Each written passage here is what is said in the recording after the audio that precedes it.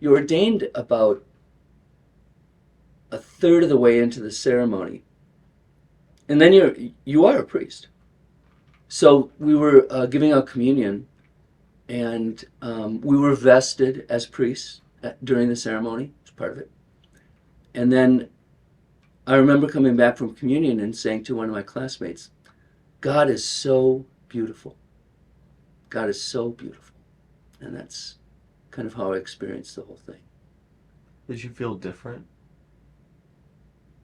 No, not really. um, no, I wouldn't say so.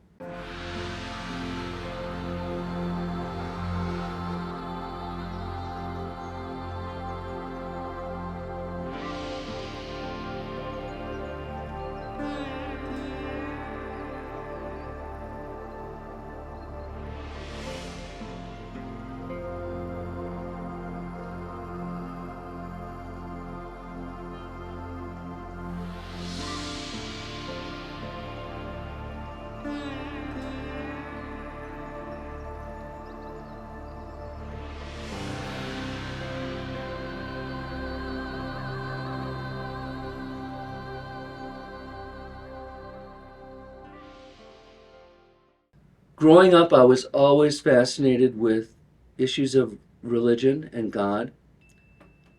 I was immersed in a sort of Catholic world. I went to a Catholic grade school. You know, we never exactly had this experience, but a lot of people did in Catholic school, where their teacher would say, now, how many of you boys think you'd like to be a priest? You know, and like a third of us raise our hands, or half of us, oh, good, that's so good. So we were all sort of encouraged to kind of think that way, I guess, like it's just part of the culture. So even as an adolescent, I thought, what if I'd want to be a priest? And as I developed in high school, I got more and more seriously interested in religion, in Catholicism, and my faith. My dad asked me at dinner one night, end of my senior year, have you ever thought about the priesthood? I went, actually, I have. So it was kind of a nagging back thing, you know. But I also knew lots of people thought about the priesthood. It's sort of like a good Catholic thing to think about. So I dated in high school, a bit in college, one serious relationship, and I'd let this woman know that I was doing the priesthood, and she found that to be too difficult. And I remember speaking to her father, and he said, "I'm not that happy about you guys dating because you're thinking about going into the priesthood." And my response was, "Look, of the guys who are thinking about and talking about going to the priesthood, this is in college. One went, and 10 of the guys decided not." And I said, "It's a discernment time, so I'm not toying with your daughter, but I'm also cognizant of the fact that it's something to consider and not something that has been considered." But also, I have to tell you, there's a kind of a eremitical quality to me, a hermit quality, and I also wondered whether I would be happy married, or whether that would be something that would ultimately be kind of weighty on me, to sort of be with someone every single day and not have the kind of space that I imagined that I needed at the time. I think I was not psychologically the marrying kind, and I knew that. And I thought, well, it's because my interior life is important, and it's far easier to cultivate as a celibate than it is in a family situation, by far. So there's always going to be some positive and negatives in anything you choose, and I knew that. And so I would say, yeah, I'm sure that there's going to be some lonely times too, and times that I would regret, but also, by and large, this is what I want to be, and it seems to correspond to my psyche.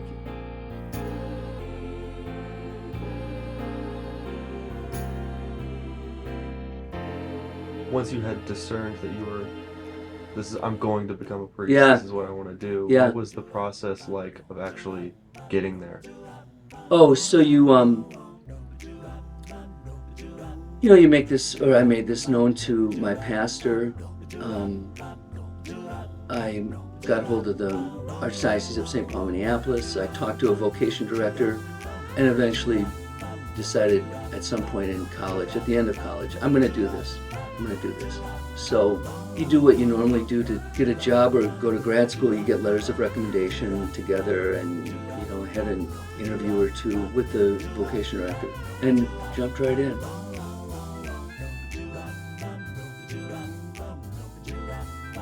In the seminary, I was very earnest and very disciplined. So we pray as a community 3 times a day, but it was all surrounding kind of a meditative posture that's recommended in the monastic world.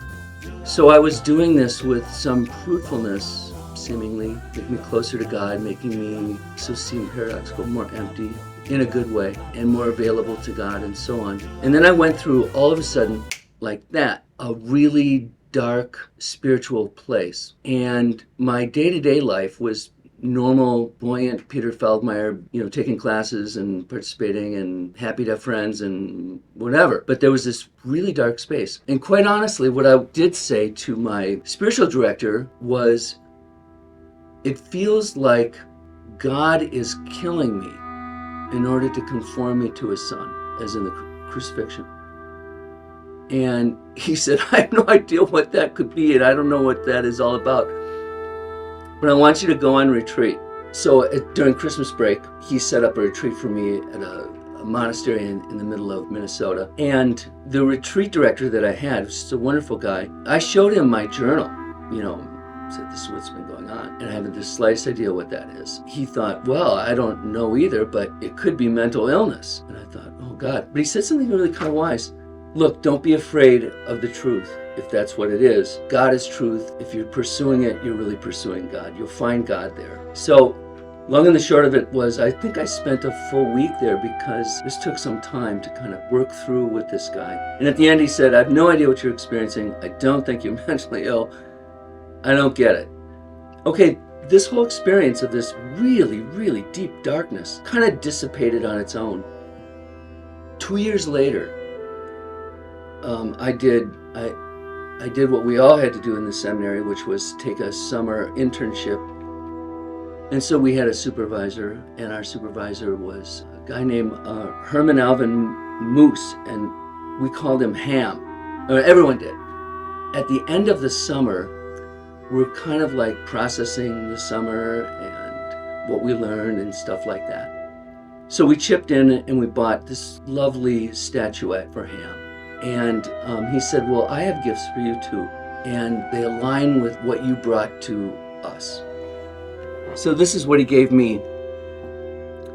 And he was kind of talking about something that was really sideways, like, I don't remember what. The gifts you brought to the group. And all of a sudden, out of my mouth comes, how did you know my secret? So this sparked an awareness that that kind of darkness was still actually there, but it had been so muted in my consciousness that I wasn't there. And when Ham brought this out, I go, that's me. That's me. And he saw it. And then some of the conversations I had privately with Ham through the summer told me, you see this in me, and it's in you too. Anyway, I was weeping, Ham was weeping, we just hugged each other, and it told me that this is still a part of my business.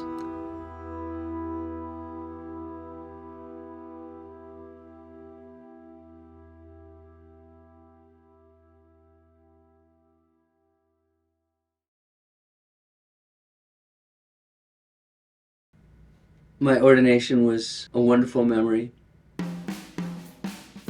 It's a lot like getting married traditionally. So, like when couples are preparing to get married and they're meeting with their pastor, he'll run through, like, these are the readings from the Bible that you could have, and what songs do you want, and these kinds of things. Well, we did that as seminarians, and so we prepped that, but also there was a big banquet. So everybody who came to the cathedral to watch us get ordained, sort of like you'd watch somebody get married. Then we had a big party afterwards. And it had a lot of the similar kinds of planning and execution, I guess. How did you feel during the whole ceremony? Great. great. Exactly what I wanted to be and do. Yeah, it was a great experience getting to be part of a, I don't want to say club, but I don't know another word. Part of the guild? Ah, part of the guild that I was pleased and honored to be part of. When I was a young priest, and it was a day off, so I just looked like street clothes. And turns out there's these two high school girls. They were hitchhiking and I'm sure ditching school. And I wasn't really thinking about if they were hitchhiking, so I picked them up, and later told them, don't take a ride from a strange man, by the way. But anyway, so I picked them up and shot them down to wherever they wanted to go. Was on my way. But as I pulled over and said, okay girls, this is your place, one of them said, are you like a minister or a priest or a psychologist or something like that? And the conversation I had with them in the car was almost zip. It was like, what are you girls doing? Aren't you supposed to be in school or something like that? Where do you need to go? That's like the fullest of the conversation. And she goes, are you like a minister or a priest or a psychologist or something? Like, how would that emerge, But that has happened a number of times.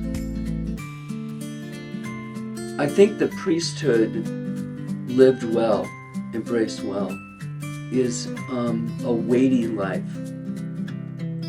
So you're really walking on spiritual ground, on holy ground, when you're with people. So being that level of a public person is also weighty in another way. You're treated differently, and typically that's not a good, but you are. And I was very cognizant of the weight of the ministry. So I would have said it's a blessing, but it's a weighty life. So you can get involved in people's really dysfunctional lives, and should. That's weighty in itself.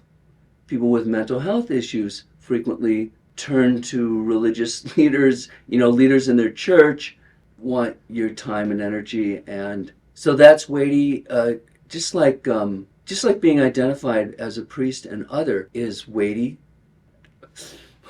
One time I remember I was working in the seminary, so you're in black all the time. And I had to go to the drugstore to just buy some soap and toothpaste or whatever I was getting.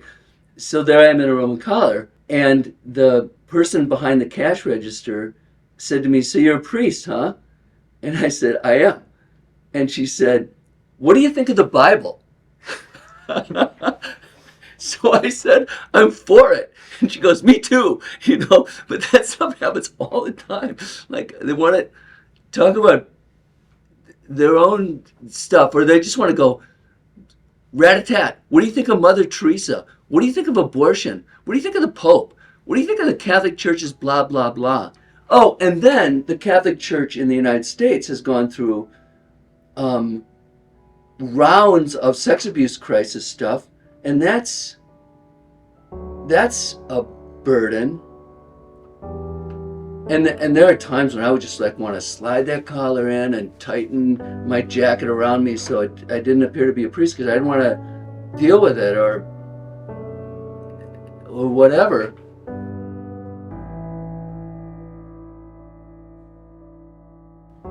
So what sort of pushed you away from priesthood? I had a perfectly good midlife crisis.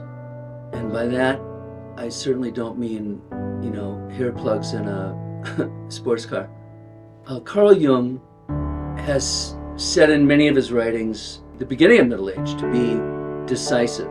Because in his mind, this is where you look at what you've done in young adulthood and what brings you life and even maybe what harms you, and make some decisions about the next phase of your life and maybe the rest of your life now that you're 40. And he thinks if you don't do that, you're going to live a small life. So my psyche had changed through the years, and I was much more like the marrying kind, and I was very lonely. as a priest, even though my family's in town. It's a very close family and a good one, a healthy one. And I had priest friends, but I also had friends who were not priests. So I kind of cultivated a healthy lifestyle, but this dogged me. I decided to take an Ignatian retreat. So this is Ignatius of Loyola, a certain kind of retreat for discerning what's going on in your life and where's God moving you. And I ended up at the end of this retreat saying, I'm staying for these reasons. And there were, I think my memory is there were just two. One is I made an honorable, noble commitment, and I would need a significantly compelling reason to abandon that. And secondly, I'm convinced I can do more for the church and the ministry of Jesus Christ as a priest than as a layman. So I told this to my, retreat director, who's a Jesuit, and he said, "You feel good about it?" And I said, "Yeah, I think I feel good about it." "Okay, all right." And he said, "You made a terrible discernment. Not that you got the wrong answer, but your answer is for the wrong reasons."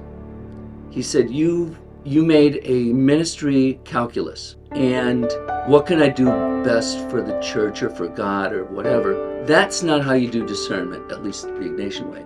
You do discernment by listening to the movements of the Holy Spirit in your soul. So he said, maybe you discern rightly, but for the wrong reasons. So what I want you to do is start again. So imagine you hadn't made that discernment, but start again. But this time, do it right. Really search where the movements of the Spirit is taking you. And so after a month of praying on this one issue an hour a day, with all the sort of tools in the Ignatian toolbox, I went to my bishop and I said, "No confirmation." And he said, "That's odd. What do you want to do about that?" So we decided that I would take a leave of absence and see if that created some more space to get this straight.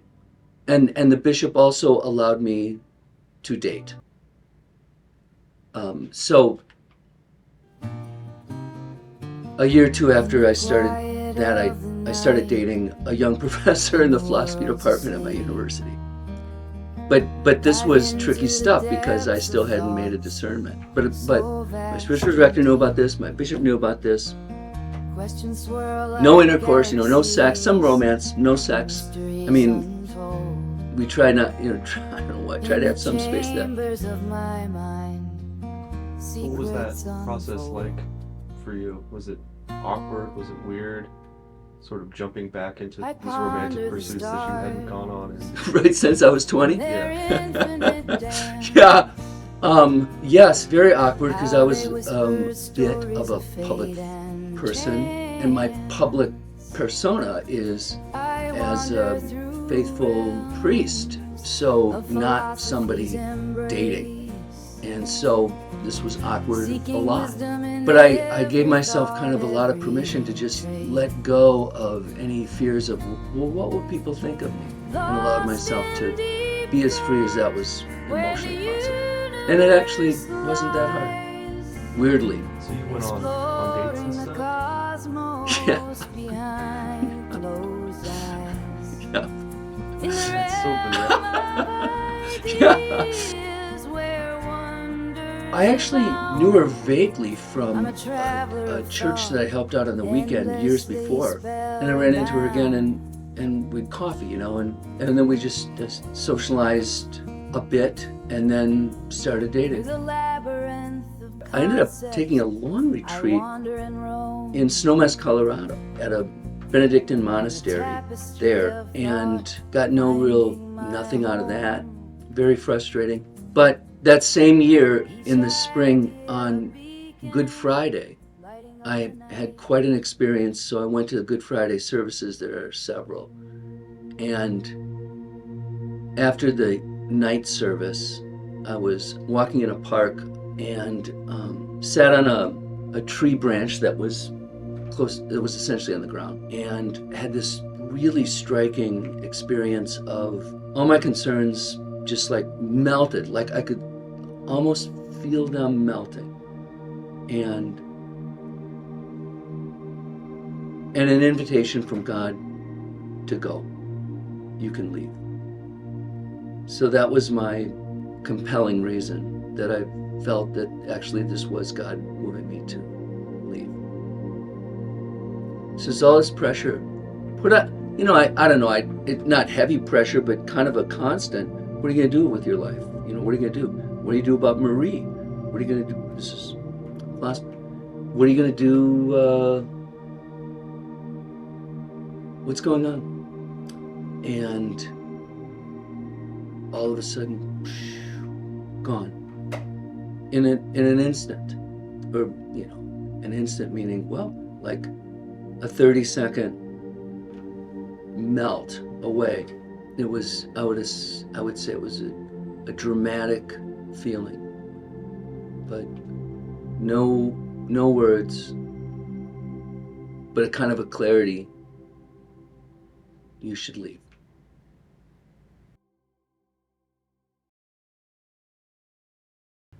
Oh, here's one thing I wanted to ask. Do you still have any vestments or anything like that, or your collar?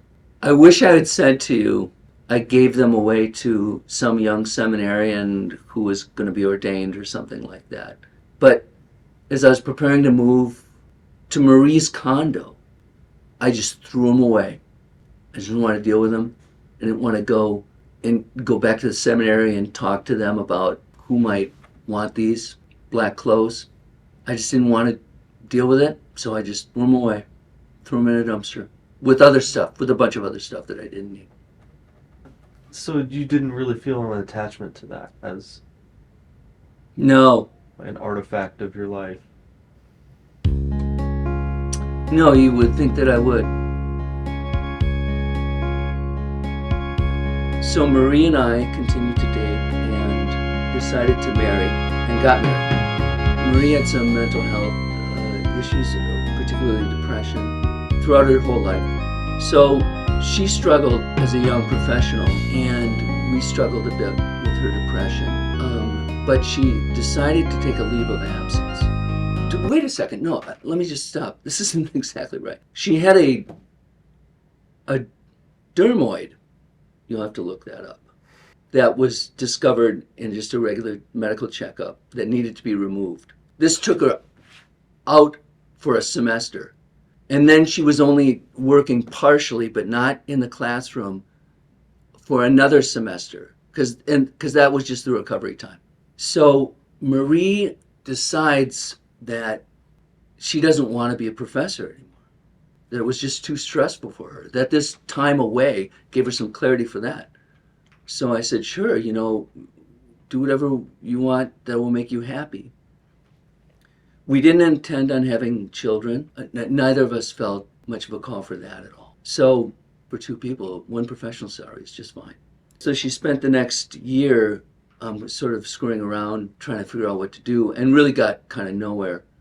She was on the internet a lot and had come to the conclusion that the reason she was unhappy was that she was polyamorous. So do you need to do the etymology there? No, And I said, you're what? I'm polyamorous. I said, I don't think you're polyamorous. She goes, I want you to read some stuff, and I want you to see what I'm looking at on the internet, and I want you to understand the movement, and then I want to kind of show you why that's me. So on my lunch hour at work, I'd be reading chapters of books and several books on polyamory, and only one of them do I remember. It's called The Ethical Slut. So I spent months trying to sort of talk her out of it. That I think this is in your head. I think it's in your imagination. You're kind of a romantic, and you found something. And she was convinced. She said, no, it's like somebody who gets married but realizes they're gay, and they had been blocking that and repressing that, but they're gay, and that's who they need to be, and they're sorry that they got married because they now drag this other person into their life, but they have to follow who they really are. And she believed, as part of the ethical polyamory world, that you have to be, both spouses have to be all in, at least if, even if it's just one spouse who's practicing, they got to both be in. So I thought, should I just let her? I'm not interested. Should I just let her mess around with it? She was not messing around with anybody. She was just following these threads on online and whatever. And I said, I got to tell you, the people in this sound like narcissists. This doesn't seem like a really healthy thing. Oh no, it can be very healthy, and some people are just made that way. Blah blah blah. So maybe that's true, by the way.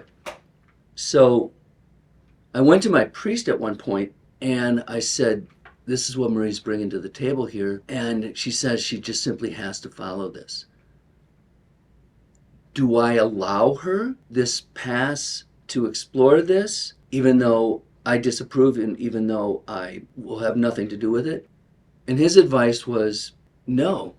I don't think you can give your spouse a bye for adultery. And so anyway, this is just kind of part of on my mind too. I remember saying to Marie, if I let you do this and explore this, and you're having sex with somebody else, given that culture, I'm not going to have sex with you for 6 months after you stop and get tested for AIDS. And so she go, well, then this is not even going to work, you know? It has to work. Like, you have to, like, kind of quasi-befriend this person who's now a part of our lives. And I'm like, oh, fuck me, you know? So, um, so anyway, I would not sign off on it. So I get this job offer from UT. So I'm saying to Marie, you want to go? You want to go to Toledo? Want to live in Toledo? Want to get a fresh start there? So she kind of researches Toledo a little bit, and she says, ultimately she says, my family is here, my therapist is here, my doctor's here, my friends are here. Given my depression, I can't go. So I turned the job down. So they went to the second candidate and offered him the job. And so he and his wife took a visit to the city and the campus and stuff. He had been here because he had to do the interview process, but then he brought his spouse because she had to okay it, of course, and she put the kibosh on it. So he said no. So they did not want to go with the third candidate, who was then a distant third. So they called me back up again and said, our timeline is so late. We're at the edge and we have to choose somebody, and we're going to go with the third. If you can't decide, Jeff said really quick, we're reoffering you the job. So I said, how much time? And the person on the committee who called me said, now? And I said, no, I can't do it now. I have to talk to my spouse. And so he said, tomorrow morning, I'll give you tomorrow morning. But we are like getting tons of pressure. This must be done now. So I go home that evening from work and I tell Marie I was reoffered the job. And you have to understand, between Marie and me, it was a very warm relationship, not a high stress relationship at all. So in the midst of this polyamory stuff, it was still extremely warm and loving. So I said, they offered me the job again, but I have to tell them tomorrow. So we spent the night playing Scrabble and talking back and forth, and then we'd play some more Scrabble and get back to the game and then talk some more. And the end of the conversation ultimately was, I have to become polyamorous. I have to follow this. I'm convinced of it. And you're not. And you're not going to sign off on it. But I think that this is the only way I can get out of my depression. So you can stay at St. Thomas or you can go to Toledo, but I can't stay in the marriage. And so whatever you decide, at some point, honey, at some point soon, I'm going to ask to dissolve the marriage. Okay. So I went to bed thinking, no. And I got up and we had one car. So I walked to school, and within a block of campus, it just went ding, take the job. So I got to my office, picked up the phone, called UT. I said, I'm in. Let's do it. So I finished up that semester there and moved to Toledo. So I got on Match.com, and that's how I met my first girlfriend, in Toledo. And we dated for a few months, and it didn't really hold. I think you got to click off some things like, how many times you go to the gym, and how tall are you, and things like that. And so for the religion thing, I clicked off Catholic, and I think that might have been it. But if you start with, I'm a former priest, that's just going to, I think, scare away a lot of people. But also, that can control the lens in which you are being interpreted. And I certainly didn't want that. And the same with also being a professor. So I think I got some advice from a colleague of mine here in the department. Like, don't put professor on it. I think you could just say advanced degree, because I think that was one of those things you click off one of the boxes. This is, by the way, my advice for Match.com or those kinds of things. Best way to do this is meet Saturday morning at a coffee shop. You don't have any big commitments. It's not expensive. You're not, let's meet for dinner, and it doesn't go well. You're kind of screwed. And I had a lot of Match.com meets that either I or the other person thought, this is not going to go anywhere. So Angie and I met for coffee, seemed to like each other well enough. But it wasn't like lights out or anything. But she called me that same day and said, so, hi, this is me again. My kids are with my ex for the weekend. I know we met already today, but would you like to go out to dinner tonight? And I said, sure. And that dinner just really got us both excited. We both laughed and overshared and really found ourselves thoroughly enthralled with our conversation with each other. It was terrific. She was oversharing, and some of my oversharing was that I'm a former priest, and I would have waited on that for a couple more dates. And then if it seemed like it was potentially going somewhere, I'd say, oh, I got a complicated past a bit. Let me explain it to you, But we already told each other way more things than we would have anticipated telling each other that night. It just went so well. Seeing her revolved around her family, and I enjoyed the kids and really bonded with them. So we had a nice balance about that, and we pretty soon were kind of crazy about each other. Within months, like 2, we're like saying, I love you, I'm in love with you too. And then within a year or 2, we're saying, okay, we want to spend the rest of our lives together. So that's odd, right? Given how I described myself in my 20s. It's needing a lot of space, and now you don't have hardly any space at all. But they also, they're high school students now. They have their own lives and friends and doing things. So I think it was weirdly smooth. I think they think better of me than they think of their father. And I think Angie and I have witnessed better relational skills than they would have witnessed before.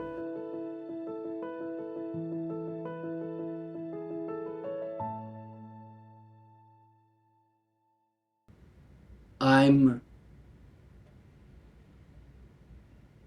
quite sure, pretty sure, that I would do more for the kingdom of God as a priest than as a layman. And I can't imagine that wouldn't be the case. I think it's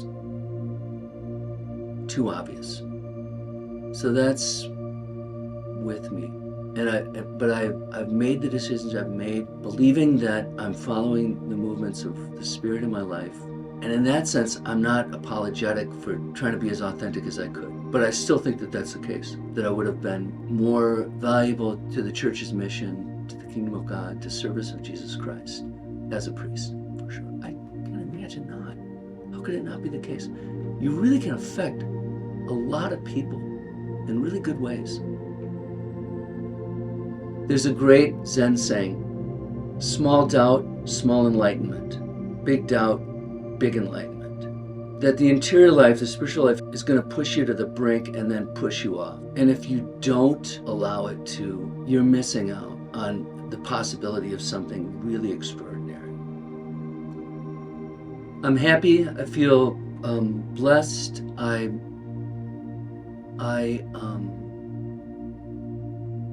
grateful, and I'm lucky.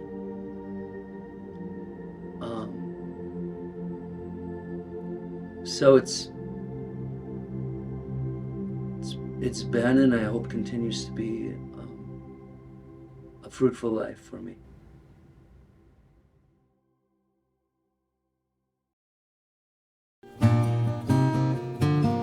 In the quiet of the night, when the world's asleep, I dive into the depths of thoughts so vast and deep.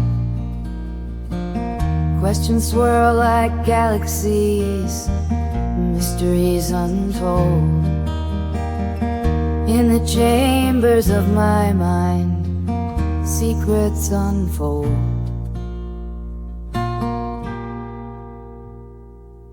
I ponder the stars and their infinite dance, how they whisper stories of fate.